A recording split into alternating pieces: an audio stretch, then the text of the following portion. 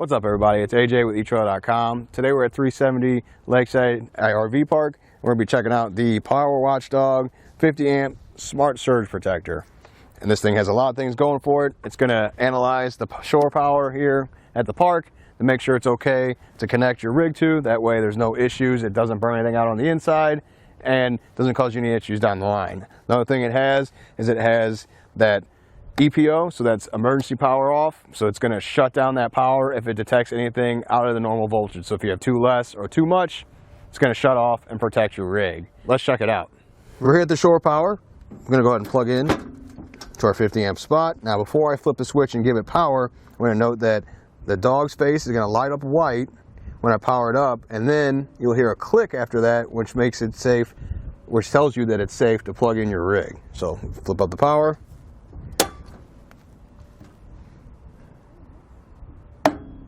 Heard that click, so now we know it's safe to plug in. Also, the dog's face is going to be white, letting you know it's safe. It would turn red if there was something wrong with the power, and you'd get an error code down here to check on the side to see what was going on. But since it's white, we're good, and I can plug in.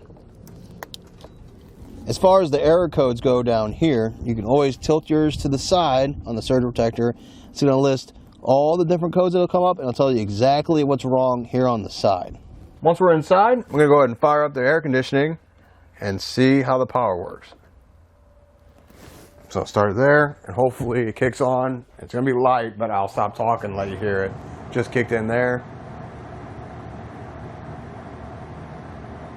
Sounds like everything's working. Another thing this has going for it is it has Bluetooth capable, so you can hook up to a phone on your app and kind of monitoring volts and watts from your phone instead of going outside and checking it out. This is what the app looks like. You can see that you have the watts, the energy, which is going to be kilowatts per hour. We have the volts and amps for lines 1 and lines 2 down here. And you have the on, which lets you know that it's working. Now, this could switch to off, and that's when the EPO is going to kick in and shut it down. And that's going to happen if voltage drops below 104 or raises above 132. That's when that's going to kick in. The app was super easy to download and install. And there's a QR code on the surge protector that you scan. Once you open this app, it's going to bring up the camera right away, and it'll say add device. You scan that code, adds it in there, you just name it, and then you get this readout here. Now I'm going to walk around, turn the AC on, turn on some lights, and hopefully we'll see these numbers fluctuate.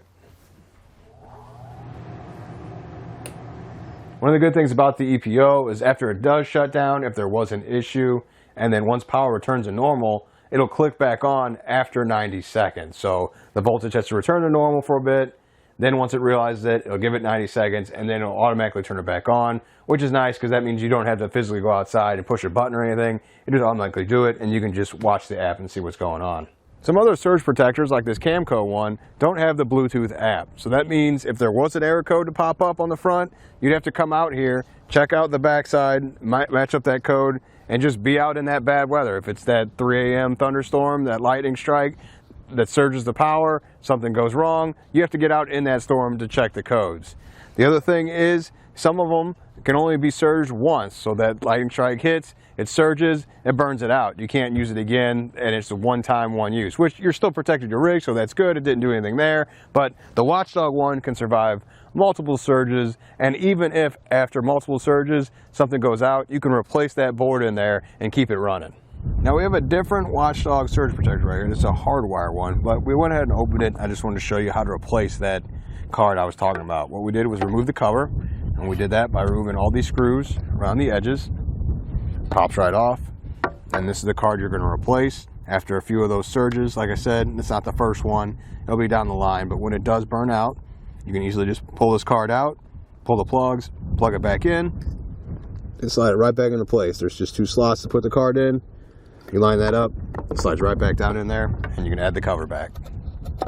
This is the hardwired version we had on the table. This is the exact same thing as the one we are working with today, except that it'll mount on the inside of your rig. So if this is something you definitely want, but you just want it on the inside, you don't want it exposed by the shore power, you can install it inside, hardwired, and run the cable into your rig to plug it in instead. If you're running your surge protector off of a generator, you might get errors like an open ground or open neutral. One way to fix that is to get this ground neutral plug. You can put that right in there, and then it will get rid of that error because it connects the ground and the neutral, and then makes that error go away on the end of their surge protector, and everything should work just fine.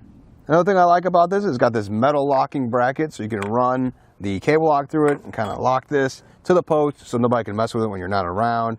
And then this also is rated for IP65, so that means it can withstand water or dust and not have any issues. They all don't have ratings like the one we compared it to earlier. It doesn't have an IP rating, so you don't know what you're really getting when you leave it outside.